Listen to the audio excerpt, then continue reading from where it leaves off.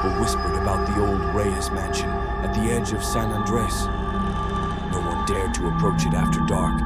Those who did swore they heard muffled cries and the dragging of chains echoing through the walls. For decades, the house stood empty, rotting under the weight of its dark secrets, until a young woman named Lila inherited it from her estranged grandmother. Lila arrived at the mansion one rainy afternoon, her footsteps heavy on the creaky wooden floorboards. A storm brewed outside, and lightning flashed, illuminating the dusty portraits of her ancestors, each with eyes that seemed to follow her as she moved. She shrugged off the feeling of unease, determined to explore every room.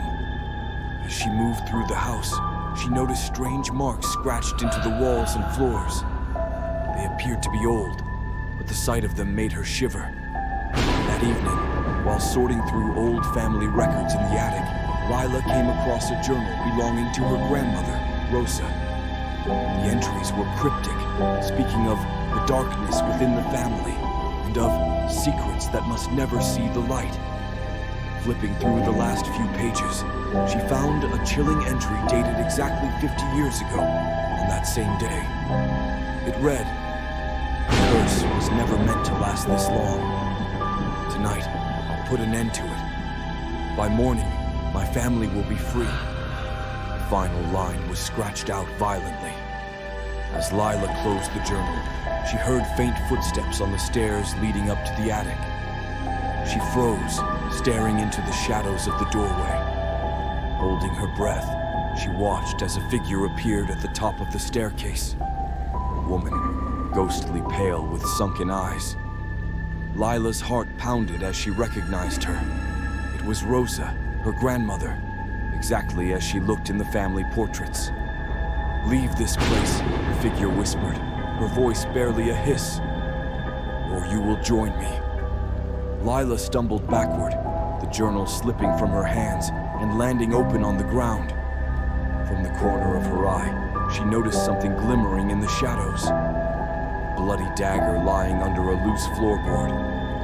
Townspeople always believed her grandmother died peacefully, but Lila now understood the truth. Rosa had been murdered, left to haunt the mansion for eternity. Desperate to uncover the truth, Lila spent the rest of the night piecing together every clue, every entry, and every scratch mark. By dawn, she finally understood.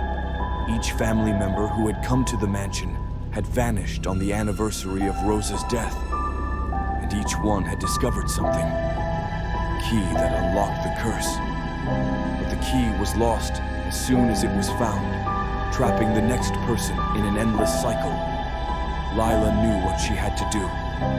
She reached for the dagger, her fingers trembling, and whispered the final words of her grandmother's last entry, the words meant to break the curse. As she spoke, the figure of Rosa appeared once more, but this time she was smiling, her face peaceful. But before Lila could finish, a hand gripped her shoulder. She turned and gasped. A shadowy figure with no face, a dark ancestor who had started it all, stood before her. The curse would never break, for it was not meant to set the family free. It was meant to feed the darkness within, keeping each new generation trapped in horror. With a final scream, Lila disappeared, leaving only the journal behind. The townspeople found the house empty once more, the whispering echoes returning. And every year, a new name was added to the list of those who vanished within the mansion, each one searching for a way out, each one leaving behind only a single, final entry. The curse was never meant to last this long.